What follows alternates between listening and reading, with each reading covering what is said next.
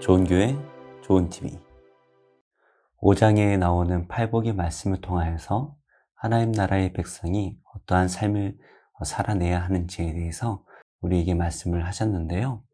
또 10장의 말씀에서는 제자도의 말씀을 주셨습니다. 그래서 예수님을 따르고자 하는 제자들이 어떠한 삶을 살아야 되는지, 어떠한 각오로 따라야 하는지에 대해서 말씀을 주셨는데요.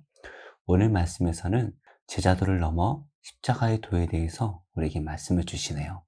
오늘 말씀을 통하여서 예수님을 따르는 우리가 어떠한 각오를 가지고 따라야 될지 함께 살펴보도록 하겠습니다.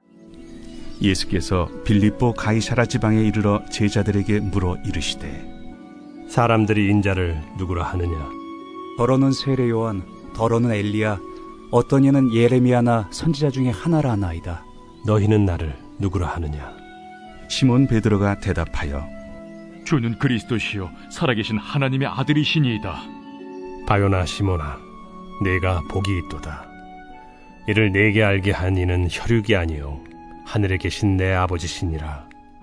또 내가 내게 이르노니 너는 베드로라. 내가 이 반석 위에 내 교회를 세우리니 음부의 권세가 이기지 못하리라. 내가 천국 열쇠를 내게 주리니 내가 땅에서 무엇이든지 매면 하늘에서도 매일 것이요 내가 땅에서 무엇이든지 풀면 하늘에서도 풀리리라. 이에 제자들에게 경고하사 자기가 그리스도인 것을 아무에게도 이르지 말라 하시니라. 이때로부터 예수 그리스도께서 자기가 예루살렘에 올라가 장로들과 대제사장들과 서기관들에게 많은 고난을 받고 죽임을 당하고 제3일에 살아나야 할 것을 제자들에게 비로소 나타내시니 베드로가 예수를 붙들고 항변하여 이르되 주여 그리 마옵소서. 이 일이 결코 주께 미치지 아니하리이다. 예수께서 돌이키시며 베드로에게 이르시되 사탄아, 내 뒤로 물러가라. 너는 나를 넘어지게 하는 자로다. 내가 하나님의 일을 생각하지 아니하고 도리어 사람의 일을 생각하는도다. 이에 예수께서 제자들에게 이르시되 누구든지 나를 따라오려거든 자기를 부인하고 자기 십자가를 지고 나를 따를 것이니라. 누구든지 제 목숨을 구원하고자 하면 잃을 것이요 누구든지 나를 위하여 제 목숨을 잃으면 찾으리라. 사람이 만일 온 천하를 얻고도 제 목숨을 잃으면 무엇이 유익하리요? 사람이 무엇을 주고 제 목숨과 바꾸겠느냐? 인자가 아버지의 영광으로 그 천사들과 함께 오리니 그때 각 사람이 행한 대로 갚으리라. 진실로 너희에게 이르노니 여기 서 있는 사람 중에 죽기 전에 인자가 그 왕권을 가지고 오는 것을 볼 자들도 있느니라. 오늘 말씀은 13절 말씀으로 시작을 하네요. 예수께서 빌립보 가이사랴 지방에 이르러 제자들에게 물어 이르시되 사람들이 인자를 누구라 하느냐? 예수님께서는 제자들에게 다른 사람들이 자신을 누구라고 말하는지 이렇게 질문을 하십니다. 예수님께서는 정말 다른 사람들의 마음을 몰라서 물어보시는 것이 아니라 이 질문을 통해서 제자들이 어떠한 진리를 깨닫기를 바라고 계신 것이죠. 그리고 예수님께서는 자기 자신을 인자라고 말씀을 하시는데요. 바로 사람의 아들이라는 뜻이죠. 이 당시에 로마 황제는 자신을 신의 아들이다라고 칭했는데요. 예수님께서는 자신을 사람의 아들이다 이렇게 말씀을 하시네요. 예수님께서 인자라고 표현하시지만 베드로의 고백은 달랐죠. 먼저 14절 말씀입니다. 이르되 더러는 세례 요한, 더러는 엘리야, 어떤 이는 예레미야나 선지자 중에 하나라 하나이다. 사람들은 예수님이 세례 요한이 다시 살아났다, 혹은 엘리야, 예레미야, 그리고 구약에 나오는 많은 선지자 중에 한 명이 아닐까 이렇게 생각을 한다라는 것이죠. 결국에 많은 무리들이 예수님을 따라다녔지만 아직까지도 예수님을 하나님의 아들로 받아들이지 못하고 있는 것이죠. 그래서 예수님께서는 15절 말씀에 이렇게 물어보십니다. 너희는 나를 누구라 하느냐? 예수님과 함께 따라다녔던 이 제자들은 과연 예수님을 누구라고 생각하는지 예수님께서 물어보시네요. 그러자 16절 말씀입니다. 시몬 베드로가 대답하여 이르되 주는 그리스도시요 살아계신 하나님의 아들이시니이다. 너무나 귀한 고백이죠. 베드로의 이 신앙 고백은 우리에게 있어서 매우 중요한데요. 사실 베드로가 예수님을 만나기 전에 사도 요한이 베드로에게 내가 메시아를 만났다라고 그렇게 소개를 하죠. 그러면서 베드로 또한 예수님께서 누구신지 알고 있었습니다. 그런데 막연하게 그분이 메시아다라고 아는 것을 넘어서서 이제 예수님과 함께 여러 가지 표적들을 바라보고 또 본인이 직접 그 표적을 체험하면서 베드로는 예수님께서 그리스도 메시아이실 뿐만이 아니라 정말 하나님 그분이 이 땅에 오신 하나님의 아들이시다라는 것을 깨닫게 되는 것이죠. 예수님을 반대했던 서기관과 또 바리새인, 사두개인들과는 정반대의 고백을 하고 있습니다.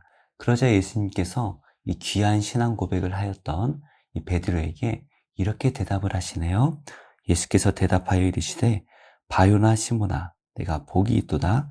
이를 내게 알게 한 이는 혈육이 아니요 하늘에 계신 내 아버지시니라. 예수님께서는 시몬을 바요나 시몬 이렇게 부르시네요.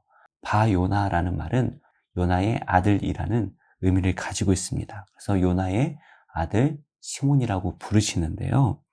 그러면서 네가 복이 있다라고 말씀을 하십니다. 왜 그런가요?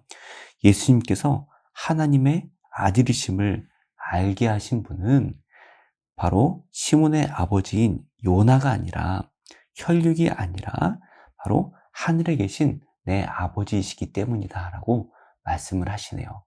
베드로의 아버지의 이름이 요나라고 불리기도 하고 요한이라고 불리기도 했던 것 같아요. 그래서 다른 곳에서는 요한의 아들 시몬이라고 나오기도 하는데요. 예수님께서는 이 베드로가 이 고백을 하게 된 것이 아버지로부터 알게 된 것이 아니라 바로 하나님 아버지로부터 온 지식이다라는 것을 말씀하시면서 요나의 아들로부터 하나님의 자녀로 바뀌었음을 말씀하시는 것입니다. 그러면서 예수님께서는 18절 말씀을 하시네요. 또 내가 내게 이르노니 너는 베드로라. 내가 이 반석 위에 내 교회를 세우리니 음부의 권세가 이기지 못하리라. 베드로라는 이름은 예수님께서 시몬에게 주신 이름입니다. 그래서 베드로는 그 이름을 계속해서 사용을 하죠. 그런데 이 베드로라는 의미는 큰 암석이라는 뜻이에요. 큰 바위, 돌, 암석 이런 의미를 가지고 있는데요. 예수님께서는 이 베드로가 단순한 바위가 아니라 반석이 되어서 그 반석 위에 예수님의 몸된 교회를 세울 것이다 라고 말씀을 하십니다. 그래서 로마 교회는 베드로로부터 이어져 내려오는 이 정통성을 매우 중요하게 생각을 했는데요. 하지만 예수님께서 말씀하신 것은 베드로라는 이 한 개인이 아니라 베드로가 고백했던 이 신앙 고백 위에 예수님의 몸된 교회를 세울 것이다 라는 것을 말씀하시는 것입니다. 주는 그리스도시요 살아계신 하나님의 아들이십니다 라고 고백하는 이 신앙 고백 위에 주님의 몸된 교회를 세워나갈 때에 그 교회가 어떻게 든든하게 서나갑니까? 음부의 권세가 이기지 못할 것이다 라고 말씀을 하십니다. 이 음부의 권세라는 말은요, 지옥의 문들이 이기지 못할 것이다 라는 말인데요. 바로 사망 권세를 말하는 것이죠. 그래서 우리가 예수님이 그리스도이시고 살아계신 하나님의 아들이심을 믿는다면, 또한 그분이 성령으로 우리와 함께 하심을 믿는다면 사망 권세가 우리를 이길 수 없다라는 것을 약속하십니다.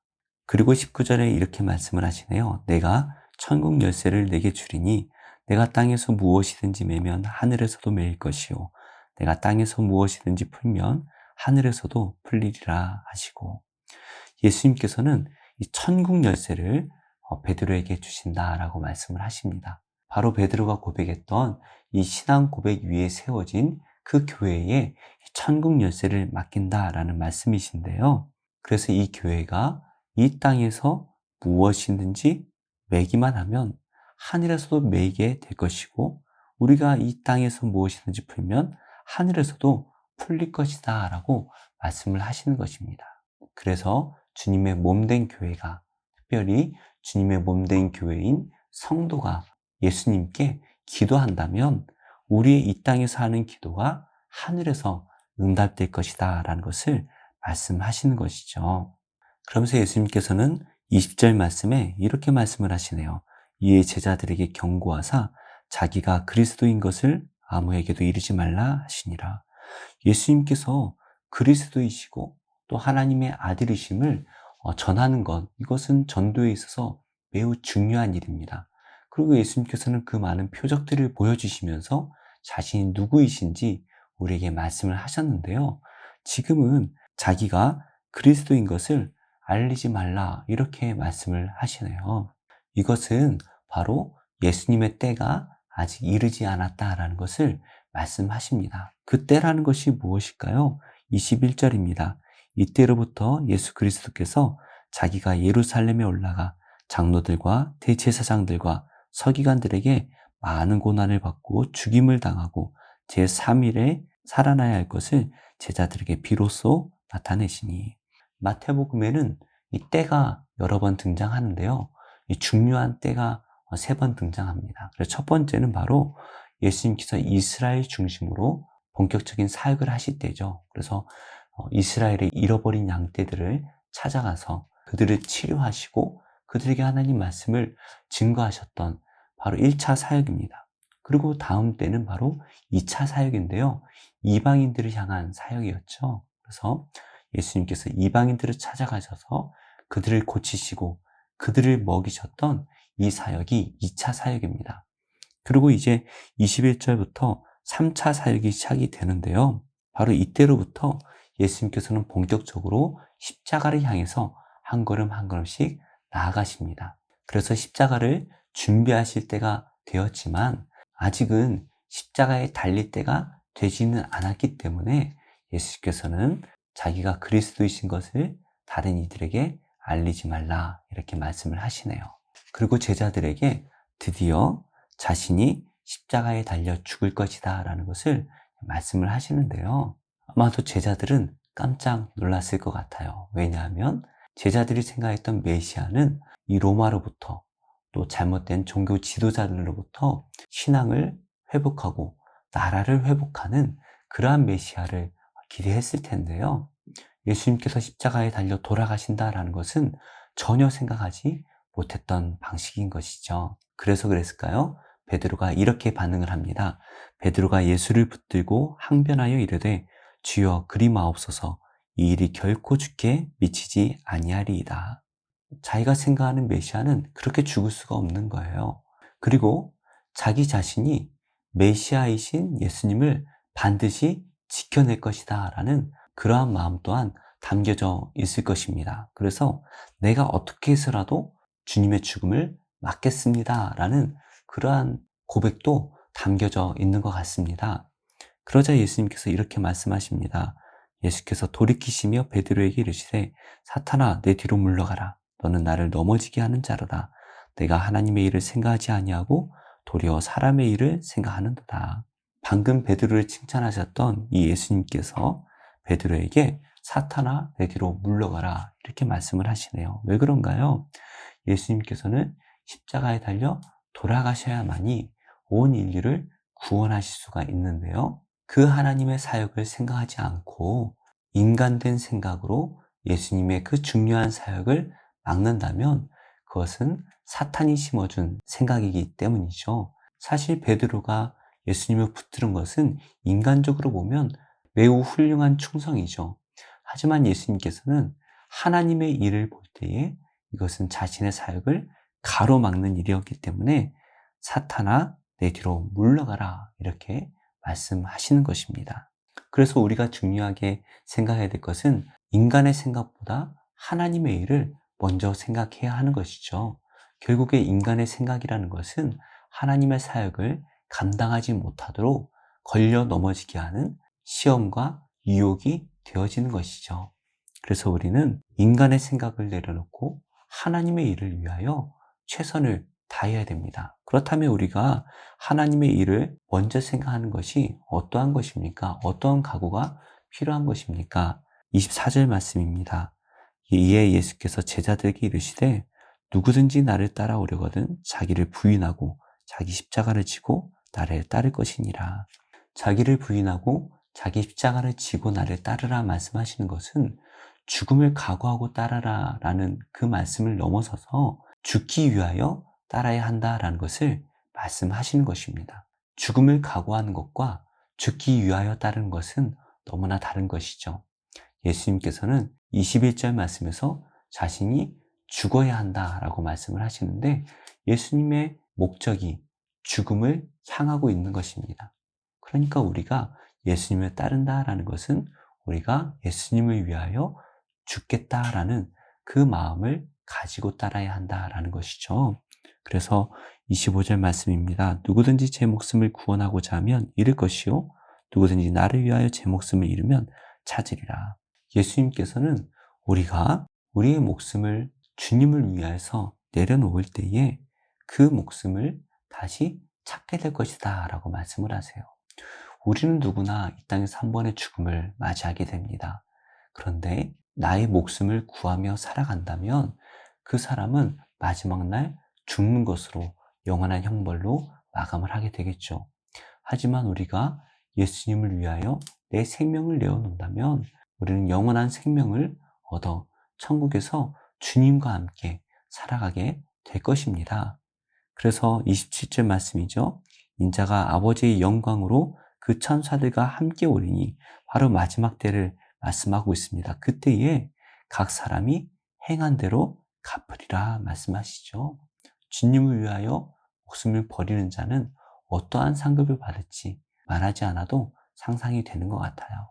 그런데 28절 말씀을 하시네요. 진실로 너에게 이르노니 여기 서 있는 사람 중에 죽기 전에 인자가 그 왕권을 가지고 온 것을 볼 자들도 있느니라. 28절 말씀은 난해 구절 중에 하나입니다. 왜냐하면 아직 예수님께서 재림하시지 않았는데 12제자들은 이미 2000년 전에 다 죽었기 때문이죠. 그래서 어떠한 학자들은 예수님의 부활을 말씀하신 것이다 라고 해석하기도 하는데요. 하지만 죽은 자도 있을 수 있다면 그것이 사흘 만에 부활하신 것은 아닐 것 같아요. 오랜 시간이 지나서 이 제자 중에 몇 명은 보게 될 것이다 라는 말씀으로 해석을 한다면 부활과는 상관이 없을 것 같습니다. 혹은 오순절 성령 강림을 말씀하신 것이다 라고 해석하기도 하는데요. 이 말씀을 하신 후 얼마 지나지 않은 사건이기 때문에 그것도 맞지 않는 것 같아요. 분명히 예수님께서는 재림에 대해서 말씀을 주신 것 같은데요. 실제로 가장 오래 살았던 이 사도 요한이 죽기 전에 예수님께서 오실 것이다 라고 많은 초대교회 성도들이 기대를 했다고 합니다. 그래서일까요? 사도 요한은 노년에 예수님께서 이 왕권을 가지고 오시는 것을 환상을 통하여 생생하게 보았고요. 그 내용을 기록한 것이 바로 요한계시록의 말씀이죠.